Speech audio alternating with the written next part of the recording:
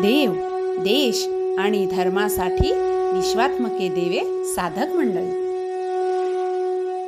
सत्संगला आले किंवा फक्त जास्तीत जास्त अजून फार व्यापक केलं तर आपण काय म्हणतो, आपली म्हणजे जे काही मनुष्य जाती धर्म आहेत त्यांच्यासाठी तयार केलेली एक संस्कृती आहे.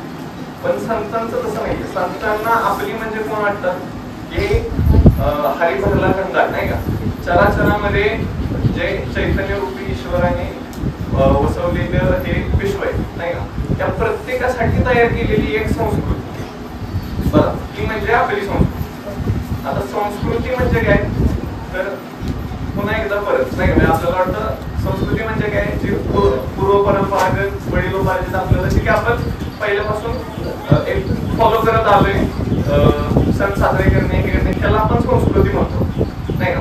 पण संत महात्मे कशाला संस्कृती म्हणतात तर संतांचं सांगण्याचं काय बघा, जो त्या ईश्वराचा योगक्षेम जाणण्याचा प्रयत्न करतो किंवा जो व्यक्ती तो ईश्वराचा योगक्षेम जाणतो त्याला सुसंस्कृत मानायचं. म्हणजेच काय तर जो त्या ईश्वराचा योगक्षेम जाणतो त्याला सुसंस्कृत म्हणायचं. म्हणजे काय झालं, त्याला संस्कृती समजली. आपली संस्कृती काय की मनुष्य जन्माला आल्यानंतर किंवा जन्माला आल्यानंतर त्या ईश्वराचा योगक्षेम जाणून घेण्याचा प्रयत्न करणं ही आपली संस्कृती आहे. पण आज म्हणजे आपण पाहायला गेलं तर आपण संस्कृती कशाला वेगळ्याच गोष्टींना म्हणायला लागलो नाही का. साधं उदाहरण म्हणजे नाही ह्याला आता लग्नाचा वगैरे कार्यक्रम असेल तर मुलगी दाखवताना मुलीकडची मुलांचं सांगा मुलगी फार सुसंस्कृत, मुलाकडे सांगा मुलगा फार सुसंस्कृत आहे. पण खरं संस्कृतीचा अर्थ काय म्हणजे भौतिक जीवनामधले अर्थ हे परमानिक अर्थापेक्षा फार वेगळे असते. बाबांना काय सांगायचंय की आपली संस्कृती काय आहे, त्याचा योगक्षेम जाणणे ही आपली संस्कृती आहे. हे इतरांना सांगण्यासाठी किंवा बाहेरच्या व्यासपीठावर सांगण्यासाठी नाही, तर तुमच्यासाठी हे गुह्य आहे. त्याचा योगक्षेम जाणं हे जो जाणतो त्यालाच सुसंस्कृत असं म्हणायचं नाही का. आता हे आपली म्हणजे आता थोडक्यात काय तर त्याचं आपली संस्कृती म्हणजे काय तर त्याचा योगक्षेम जाणे, त्याला सनातन हिंदू संस्कृती म्हटलेलं आहे. म्हणजे मूळ सनातन हिंदू संस्कृती काय आहे तर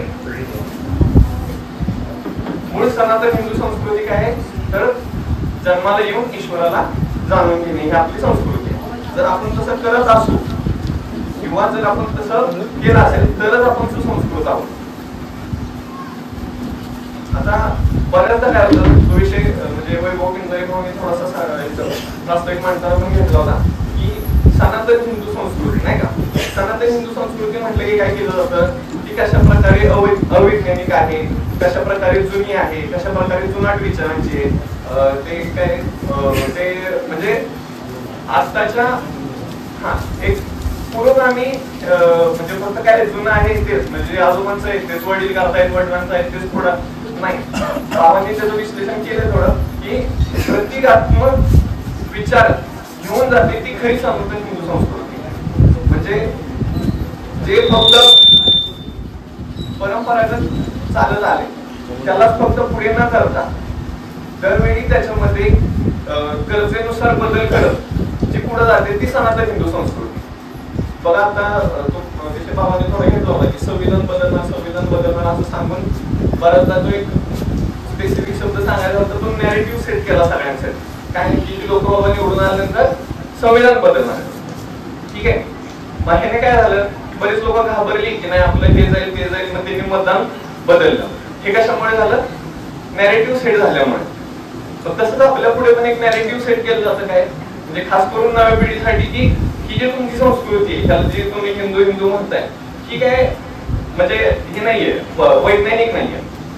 बाबांनी एक विश्वास तरी मला वाटतं रूट प्रेशरचं हे दिलं होतं उदाहरण की आता माहिती आहे सर्वांमध्ये थोडक्यात सांगतो की झाडाच्या फांदीतून पाणी येत असते, त्यानंतर तिथे ते गावातील लोक आश्चर्यचकित होतात, मग तिथे त्याला चमत्कार मानतात, ईश्वराचा आशीर्वाद वगैरे मानतात आणि मग त्याची पूजा वगैरे करतात. ते म्हणतात आमच्या गावात असं असं चमत्कारिक झाड आहे. मग तिथं असे संत महात्मे पोहोचतात, मग ते पाहतात की नाही हे असं चुकीचं आहे. मग ते त्यांना उद्बोधन काय करतात की हे मुळावरती प्रेशर आल्यामुळे हे झाडातील काही प्रमाणात पाणी बाहेर पडते. सांगण्याचा उद्देश काय की संत महात्मे असतील किंवा सनातन हिंदू धर्माचा प्रसार करणारे जे लोक आहेत, की सातत्याने एक वैज्ञानिक दृष्टिकोन ठेवूनच सनातन धर्माची मांडणी करत आले. त्यामुळे जर ह्या पृथ्वी तलावर कुठला धर्म आहे जो वैज्ञानिक दृष्टिकोन ठेवतो तर तो सनातन हिंदू धर्मच आहे. सनातन हिंदू धर्म हा आनंदाकडून आनंदाकडे नेणारा धर्म आहे. पण जे लोक वैज्ञानिक विज्ञानाच्या गप्पा मारतात किंवा जे फक्त म्हणतात की आता म्हणजे काही लोक नास्तिकत्व वगैरे पण हे करतात, खूप म्हणजे अभिमानाने हे करतात की बघा आज आम्ही नास्तिक, त्यांना ते पाश्चिमात्य संस्कृतीतून दाखवणं फार हे वाटतं. पूर्व काही तसं व्हायचं नाही, लोक जास्त करून गावखेड्यात राहायचे, त्यामुळे समाजाला दबकून का होईना लोकांचं ते हे असायचं की किंवा आई वडिलांचं. पण हल्ली असं दिसतं की म्हणजे ह्या पिढीला तेवढी जाणीवच नाहीये की त्यांना जे करायचंय किंवा ते ज्या गोष्टीसाठी जन्माला आले मग शोध घेतला पाहिजे, विचारलं पाहिजे, ह्यासाठी नाही. त्यांचं कसं आहे की जी गोष्ट आपल्या समोर दिसते आणि जास्त करून समोर आपल्याला काय दिसतं. आता बघा, जर तुम्ही आता इथे गावाकडे तसे लोक पाहायला मिळतात, पण पेहराव बघितला तर नाही का पायजमा टोपी किंवा हे लोक आपल्याला दिसतात. पण शहरात वगैरे जास्त करून लोक कुठे दिसतात जी पाश्चात्य संस्कृतीचे कपडे घातलेले असतात. मग ह्याने आपल्याला काय वाटतं की नाही जगभर हेच चालते, हे घालणं म्हणजे काय करणं पुरोगामी विचारांचं असणं असं थोडक्यात. म्हणजे ह्याला हे झालं भौतिक दाखवण्यासाठी सांगतोय. एक हे की बाबांनी मतदानावरून सांगितलं होतं नाही, तुम्ही मतदान देत आहे बघा, म्हणजे आपण मतदान कशासाठी दिलं पाहिजे आणि मतदान देतोय कशासाठी. आता एक म्हणजे एक तरुण म्हणून जेव्हा म्हणजे बाबांनी सुरुवात खूप आधीपासून केली होती, पण आता जसं जसं इलेक्शन जवळ येत होतं बाबा सातत्याने त्याविषयी लोकांना म्हणजे माहिती देत होते, जागरूक करण्याचा प्रयत्न करत होते. बघा म्हणजे मी असं कुठली जास्तीत जास्त जागा बघितली नाही की जिथे आध्यात्मिक क्षेत्र आहे आणि आध्यात्मिक माणसाचा वापर देश कार्याची जबाबदारी सांगण्यासाठी होतो. मनोरंजन हा विषय हा सातत्याने बाबांनी मांडलाय. तो काय म्हणजे खूप आधीपासून आहे. म्हणजे श्रीपाद बाबांच्या काळी, तुकाराम महाराजांच्या काळी सुद्धा लोक त्यासाठी हे करायचे, उत्पादन करताना मनोरंजन सांगणे हे करणे आणि पण त्यातून विषय लोकांना भरकटवणे. पण आज बाबांनी सकाळी सांगितलं काय की जर ह्या मंचाचा वापर तुम्ही देशकार्याचं उत्पादन करण्यासाठी करत नसाल, जर देशकार्य हेच देवकार्य लोकांना समजावत नसाल तर मग हे सगळं आयोजन करण्याचा काही अर्थ नाही, शून्य होऊन जाते. का शून्य होऊन जाते? कारण जर उद्या देशच राहणार नसेल तर हे मंच तुम्ही कुठे उभारता. बघा आज आता कीर्तनाचा कार्यक्रम घ्यायचा, तुम्ही दुबईमध्ये घाल का, कुठल्या सौदी देशामध्ये घाल का, कुठे घेणार तुम्ही, कोण ऐकणार आहे? जिथं बहुसंख्यक हिंदू समाज आहे नाही का तिथंच घेणार आहे ना. पण आज जिथं बहुसंख्यक हिंदू समाज आहे तिथंच हिंदूंची अवस्था काय आहे. मतदानाचा विषय सांगायचं होतं की बघा म्हणजे आपली संस्कृती हे आता बाबांनी म्हणजे अगदी सकाळी सांगितलं, सकाळपर्यंत बाबांनी सांगितलं की मतदान करताय. आता हे किती जुळतंय बघा. एक नॅरेटिव्ह काय सेट केला की संविधान बदलणार, ठीक आहे. पण कोणी याचा विचार केला ना की जो व्यक्ती म्हणतोय की मी संविधान बदलणार त्याला संविधान किती माहिती आहे. बघा ज्या व्यक्तीनं हात वर करून सांगितलं की नाही आम्ही संविधान वाचवण्यासाठी निवडणूक लढतोय, त्या व्यक्तीच्याच आजीने किंवा त्यांचे विचार हे करतात त्यांनी इमर्जन्सी लावली, त्यांनी राम मंदिराला विरोध केला, त्यांनी 370 ला विरोध केला. बघा पण तरी त्यांनी संविधान पुस्तक उचलून जेव्हा सांगितलं की नाही मी संविधान वाचवणार, लोकांना पटत गेलं. हे कशामुळे होत गेलं? नॅरेटिव्ह मुळे. आज सनातन संस्कृती वाचवणाऱ्यांना म्हणजे लोकांनी हे केलेलं आहे. अयोध्येत सुद्धा त्यांना हे केलं, परास्त केलं. लोक अभिमानाने सांगतात की आम्ही केलं. पण कसं असतं जी तुमची म्हणजे मत ते म्हणजे काही नाही. म्हणजे माझं ह्यावेळी पहिल्यांदा मतदान होतं, मी मतदान म्हणजे करायचं होतं केलं, ठीक आहे. अगदी किती लाईन मध्ये असेल 15-20 मिनिटं, आत गेल्यानंतर 5 मिनिटाची प्रोसेस, सगळी मिळून टोटल वेळ वेस्ट केला 20 ते 25 मिनिटं.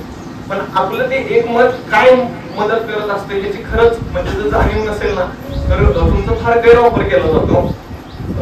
आज नाही का त्यांच्या 200 सीट आले तरी आणि त्यांचे ठरल्यापेक्षा कमी आले.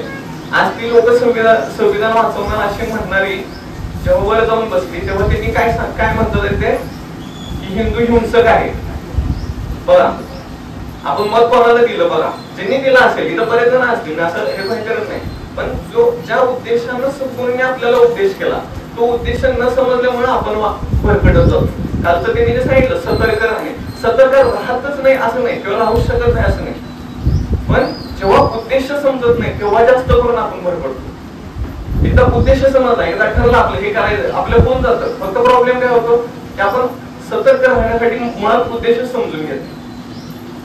की नाही का, मी असं पण ऐकलं होतं मागे की अध्यात्माचं हे मंच आहे, ह्याच्यावरती राजकीय कशाला हे बोललं जातं. पण आजपर्यंत जर संस्कृतीची किंवा सनातन धर्माची सगळ्यात जास्त हानी कोणी केली असेल तर ती कोणी केली? ज्यांच्याकडे राजकीय ताकद होती त्यांनीच केली, नाही तर कोणी केली नाही का? गळ्यावरून सुई फिरवली तरी पण मी भारत माता की जय म्हणणार नाही असा व्यक्ती आज लोकसभेमध्ये बसतो, की ह्या बहुसंख्यक हिंदू राष्ट्राची म्हणजे हे दुर्दैव आहे आपलं, तरीही आपण मत देतो. राम हा मांसाहारी होता हे म्हणणारा अजून सुद्धा मोकाट फिरतो. हा, भारतीय तुकडे होते म्हणजे त्यांच्या ज्या माणसाच्या नावापुढे तुकडे तुकडे गँग लावले, तो व्यक्ती सुद्धा आज तिथे बसतो. आणि ह्याच्याकडे आपण नाही गांभीर्याने बघत. खरंच आहे, म्हणजे त्यांनी काल विजय भवनीत मला वाटतंय मांडलं होतं, काय त्यांचं ते आहे की एक हम दो आणि हमारे 12 काहीतरी असं ते सांगितलं होतं. म्हणजे संख्या वाढवायला लागली. खरंच आहे की संख्येनं काही होत नाही का, संख्येनं काहीच होत नाही. इस्रायल देशाची संख्या फार कमी आहे, पण आज त्यांच्याकडे डोळे वाटवून बघायची हिंमत कोणाची नाही. प्रॉब्लेम हे नाही होतो की आज ते संख्या वाढवतात हे दिसताना सुद्धा आपण आपलं मनोबल वाढवत नाही. आपल्याला तर संख्या पण नाही वाढवायची. आपण बहुसंख्येला आहोत पण एकसंख्य नाही होत.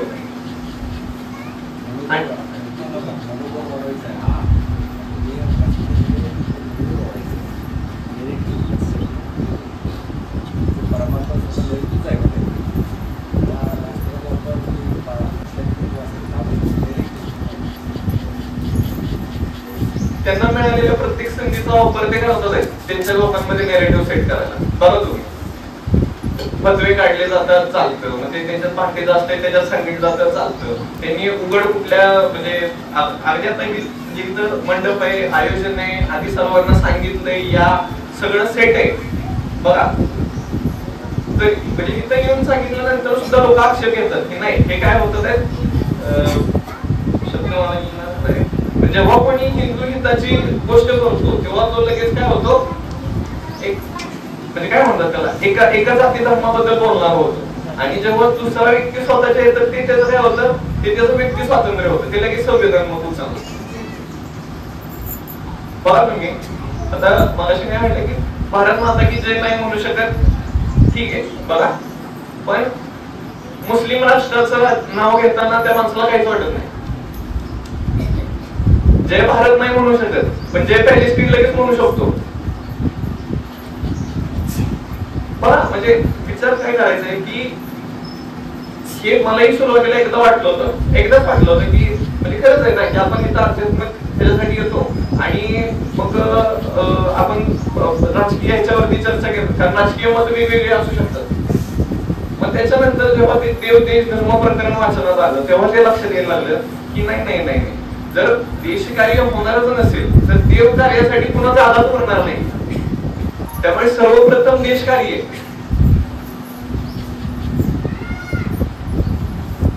ती एक म्हणजे काय म्हणतो विकृती आहे आणि ती हळूहळू हे होत चालली. म्हणजे असं नाही की आणि जास्त करून तरुण मुलांच्या ते जाते, कारण असं माहितीये की आता ज्यांचं वय झाले ठीक आहे त्यांच्यासाठी त्यांना बदल एकतर अवघड आहे, अशक्य किंवा त्यांना बदलून जास्त काही फायदा पण नाही. पण तरुण पिढी आज जर एखादा 16-17 वर्षाचा किंवा अगदी 10 वर्षाचा मुलगा त्याच्या मनावरती पाश्चात्य संस्कृतीचा जेव्हा परिणाम होतो तेव्हा तो पुढच्या 40-50 वर्षासाठी त्यांना वापरण्यासाठी मिळतो.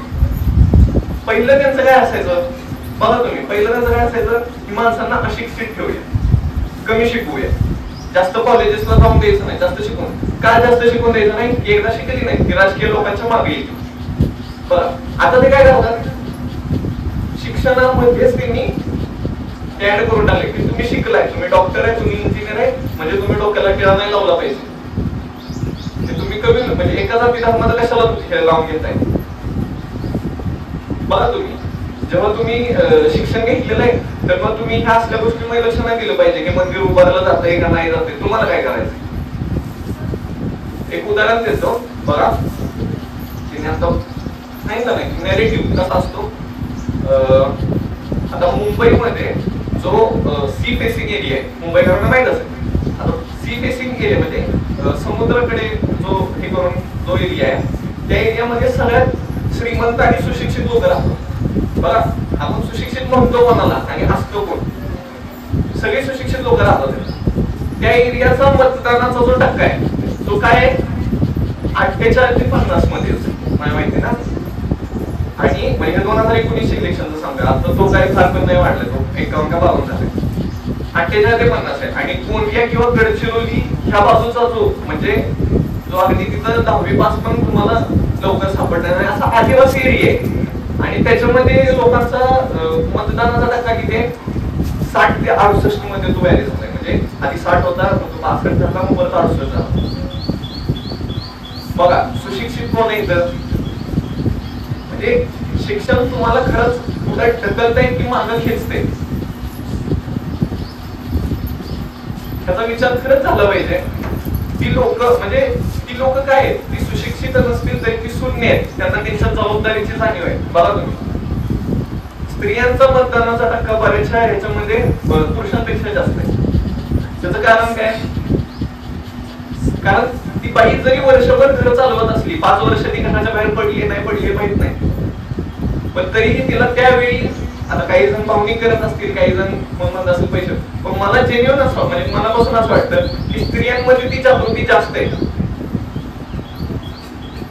आमच्या इथे गावी म्हणजे दादा आमचा तो घेऊन गेला होता आमच्या एका आजीला, तर तिला माहित पण नव्हतं की कोण उभं राहिलंय, पण तिनं त्यातून पण सांगितलं नीट कर मोदीला मतदान कर.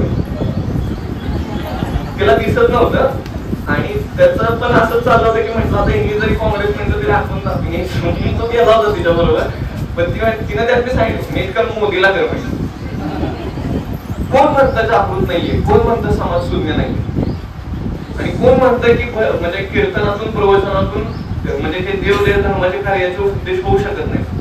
ती जागाच त्याच्यासाठी म्हणजे हा मंच नाही का की आपल्यासाठी खरं तर राखीव केलाय. इथं तर तुम्ही बोललंच पाहिजे, आणि इथं पण जर तुम्ही म्हणत असाल की नाही इथं पण ते नाही का टाईवर म्हणून थोडंसं की नाही, हे प्रत्येकाची राजकीय मतं वेगळी आहेत, प्रत्येकाची राजकीय स्थिती वेगळी आहे. हो खरं आहे, प्रत्येकाची राजकीय मतं राजकीय स्थिती वेगळीच आहे, पण देशावरती राज्य करणारा किंवा देशाचा प्रमुख असणारा हा हिंदू हिताचा विचार करणाराच असला पाहिजे. जो हिंदू हित की बात करेगा वही देश पे राज करेगा.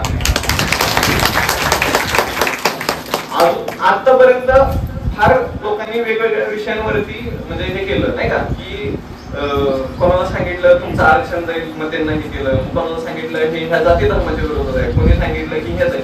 तुम्ही त्याला भूलू नका. तुम्ही तुमचा एक बघा, जेव्हा आपण हे बाहेर सांगतो ज्यांना हा विषय माहित नाही किंवा ज्या आपल्या विषयात नाही विश्वसनीयतेमध्ये, त्यांना समजवणं मला असं वाटतं जास्त अवघड आहे, कारण त्यांना आपल्याला नाही. पण आपल्याला स्वतः सद्गुरू सांगतात ह्याच्यापेक्षा अजून दुसरा ठोस पुरावा काय पाहिजे की हे योग्य आहे का अयोग्य, मी ह्यांना करतोय तर मग माझं योग्य जातंय का मग ऐकलं जातं. तिथं तर डोळे बंद करून झालं पाहिजे.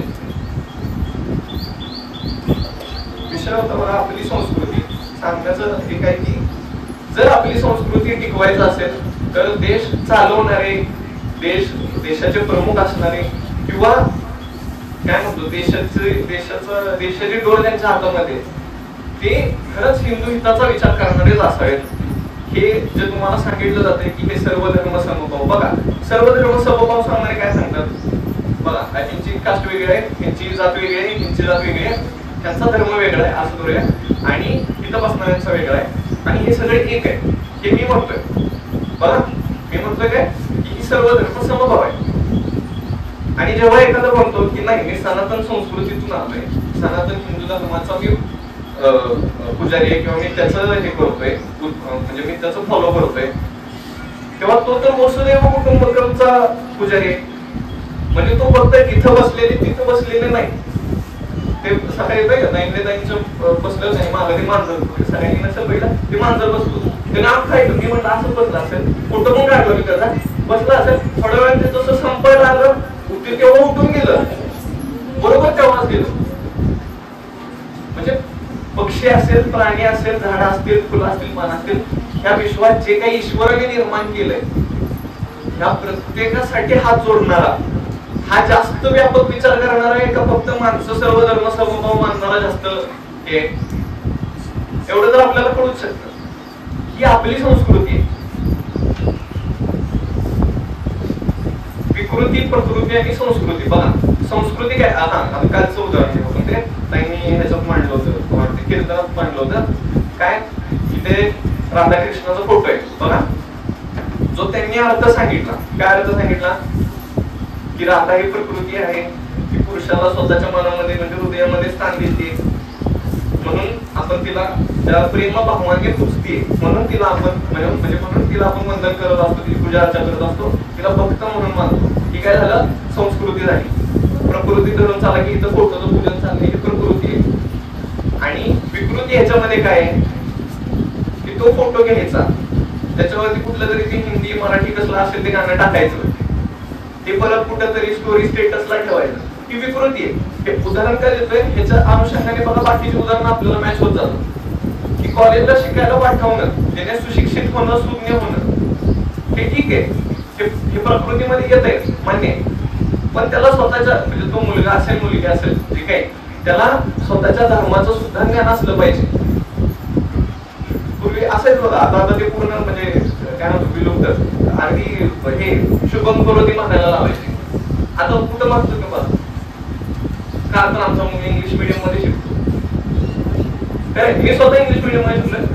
हा 90% माझ्या बरोबरची मुलं हा हे असं जोडणं काय पुरोगामी हे जो नाही हो, प्रतिगामी काय बदल आहे. बदल काय, पाश्चात्य घ्यायचं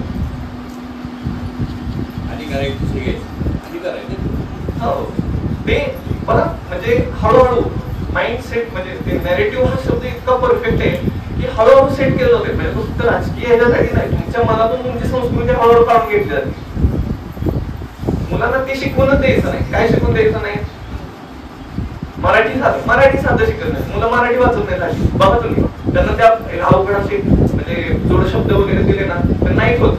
अर्थ वगैरे ठीक आहे, मी मान्य करतो, अर्थ माहित नसतील, माहिती करून घे, वाचायलाच येत नाही, मराठी येत नाही. जगातली आपल्याला अभिमान वाटला पाहिजे 10 नंबर म्हणजे पहिल्या 10 मध्ये ती भाषा आहे त्याची सगळ्यात जास्त बोलली जाते. जगामध्ये किती भाषा आहेत, 200, 205, 210 तर देश आहेत जगात. प्रत्येक देशात वेगवेगळ्या भाषा बोलल्या जातात, असं काही नाही. त्याच्यामध्ये आपली माय मराठी येते बघा. मराठीला माय म्हणतोय आपण, पण देशाला माय म्हणतोय, गाईला माय म्हणतोय, आणि तिघांनाही वाचवत नाही. बघा तिला आई म्हणतोय, तिलाच म्हणजे आईचा नाही झाला ते आहे ना बघा, ते काय मुलगा जात असतो ते हृदय घेऊन आईचं आणि ते पडतं तेव्हा ते आईच्या हृदयानं पण येतं की लागलं का, की आई अजून विचार करते. मागे एकदा मोठे भाऊ मी एक शब्द वापरला होता बघा, माणसाने कसं रिएक्टिव्ह नाही प्रोएक्टिव्ह असलं पाहिजे. काल किशोरदादाच्या उदाहरणातून ते मला समजलं की नक्की काय, मग त्यांनी खूप आधी वापरला होता, मग अजून त्याचा अर्थ नव्हता लागला. मग त्यांनी त्याचं उदाहरण सांगितलं ना तेव्हा ते लक्षात आलं की ते चर्चा करत होते, असं नाही की चर्चा करत नव्हते, त्यांचं आपापसात चाललं होतं, मोठे भाऊचं गेलं असं बोलणं चाललं होतं. तोवर त्याने गाडी काढून तो गेला का गोसेवेसाठी मातेसाठी. आणि जे बघा दुसरी पण बाजू सांगितली त्यांनी काय की ते बजरंग दलचे होते सुपट, जे स्वतःला म्हणवतात ना आम्ही देशप्रेमी आम्ही हे, त्यांना त्यांनी आधी फोन केले, कॉन्टॅक्ट करण्याचा प्रयत्न केला, ते नाही पोहोचले. पण स्टेटस वरून एक खूप आशा वाटली की हा माणूस येईल बहुतेक. स्टेटस वाचत होते ते आपले, आणि बाबा ह्याला केला तर कदाचित येऊ शकेल, ज्याची शाश्वती नाही, तो माणूस पहिला पोहोचला. म्हणजे सांगायचं काय की जो तुम्हाला म्हणजे जो संस्कृती वाचवण्याच्या गप्पा करतोय आणि खरोखर मध्ये संस्कृती वाचवण्याचा जो प्रयत्न करतोय ह्याच्यामध्ये फरक आहे. आणि हा फरक आपल्याला जाणता आला पाहिजे, तरच आपण आपली संस्कृती वाचवू शकतो. का गरज आहे संस्कृती वाचवण्याची? आता कुठे आपण पारतंत्र्यानं बाहेर आलो, आता कुठे. आणि असं म्हणू नका की 150 वर्षांचं होतं, नाही, त्याच्या आधी दुसऱ्यांचं होतं, त्याच्या आधी अजून दुसऱ्यांचं होतं. वर्षोवर्ष आपण त्याच्यातच घालवले, दबकत जायचं. आजी वारीला जात होते, त्यांच्यावर सुद्धा हे होत होते. छत्रपती संभाजी महाराजांनी त्यांच्यासाठी हे केलं, संरक्षण दिले. तेव्हा वारी परत पुन्हा सुरू झाली, वाऱ्या बंद होत्या. हर हर महादेव म्हणायला मध्ये बघा उपाधी तर काय देतात. ते सोलापूर मध्ये कोण कॅन्डिडेट होतं त्यांचं, त्यांच्या प्रचारासाठी आले होते आणि ती निर्लज्ज मुलगी ती बघा लोकसभा सदस्य निर्लज्ज म्हणू शकतो का, तर ती निवडणुकीच्या प्रचाराला काय म्हणते की आज माझं भाग्य आहे की जाणता राजा माझ्या प्रचारासाठी आलाय. तुझ्या घरचा घडी आहे का तुझ्या प्रचारासाठी आलाय. कोणाला म्हणतो आपण जाणता राजा, का म्हणतो जाणता राजा. शेतकऱ्याच्या भाजीच्या देठाला सुद्धा हात नाही लागला पाहिजे ही भावना जो माणूस घेऊन चालत होता त्याला जाणता राजा ही उपाधी होती.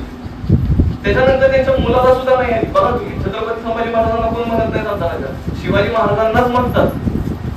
ती उपाधी आम्ही कोणाला देतोय का, त्यांनी सांगितलं बाबांनी काय झालं आम्ही तुमच्या देवाचे बाप आहे हे म्हणणार ना, आम्ही जाणता राजा म्हणतो.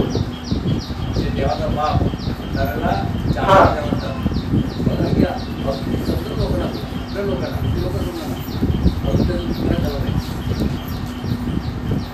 प्रत्येक म्हणजे त्यांचं एक दिवस नाही. तुम्ही बघा ते आम्ही असं स्टडी रूम मध्ये होतो आणि ते म्हणाले की असं नाही मग तुम्ही जर म्हणताय नाही, एक जण म्हणाला की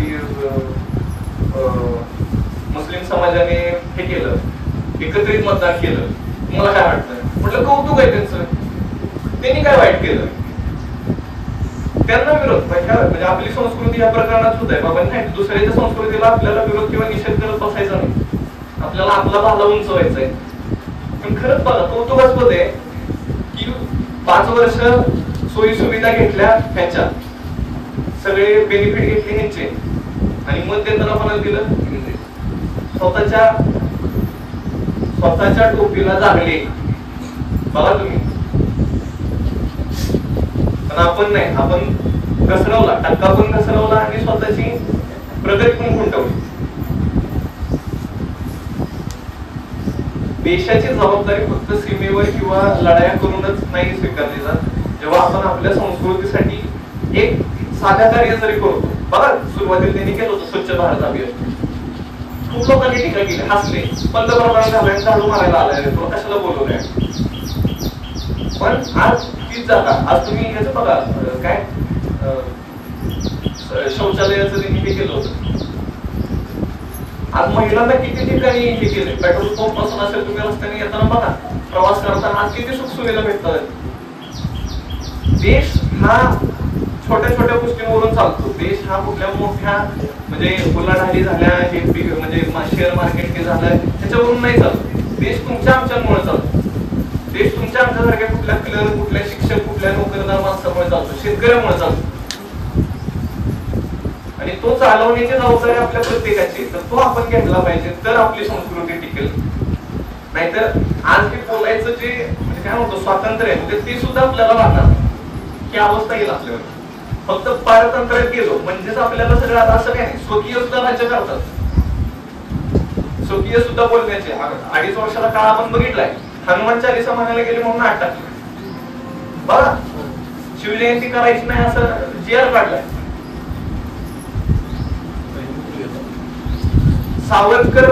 सावरकरांबद्दल मला असतंय असं म्हणणारे कुठल्या मंचावर आहेत. सावरकर चोर आहे म्हणणाऱ्याच्या बरोबर आहे.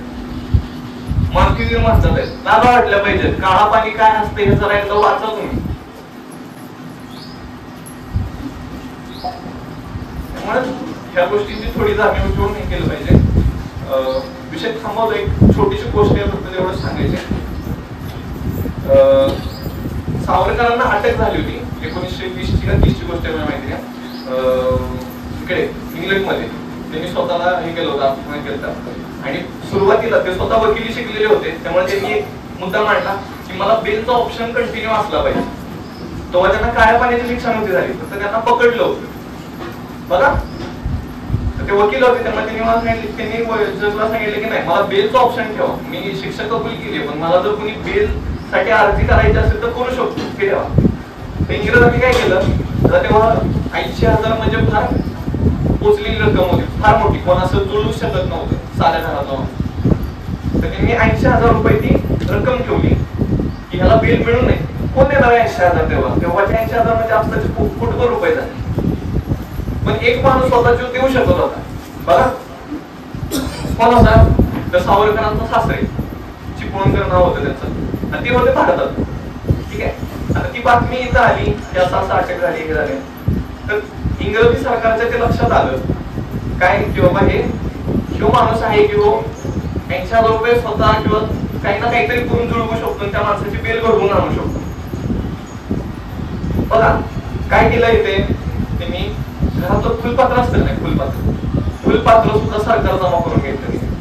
फुलपात्र सुद्धा विचार करा, आपलं घर आहे, आपण बसलोय, आपण काही गुन्हा केला नाही, आपल्या जावयाला कुठे तरी अटक केली देशाच्या बाहेर, आणि त्या माणसाचं घर इथं येऊन गेलं सरकार की आजपासून तुम्ही जे काही कमवाल, जे काही तुमचं होतं ते सगळं आमचं जाणार.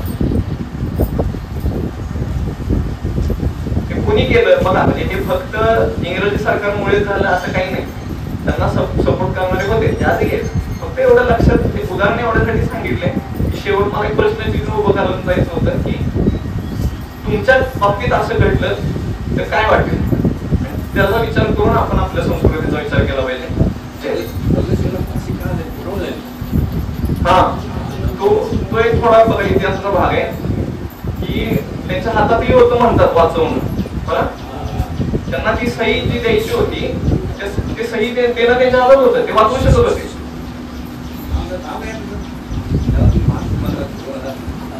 मोहनदास करमचंद गांधी. मी म्हणजे नाही नाव घेऊ नये ह्याचं कारण फक्त एवढं नाही की म्हणजे एक राजकारण्या पलीकडे त्यांची काही दुसरी प्रतिमा नाही. बघा तरी सुद्धा त्यांना फादर ऑफ द नेशन, काय राष्ट्रपिता ही पदवी आहे. बापूजी, महात्मा म्हणा नका म्हणून आता तो लहानचा विषय राहिला, आता ते थोड्या दिवसांनी नोटेवर म्हणून गायब होणार आहे, काय रोड घेऊन त्याचा. हो गुजरात गेला तर गांधी गेला आहे आता तरी हप्ता गुजरातमध्ये नाही गांधीला आत्मा म्हणत नाही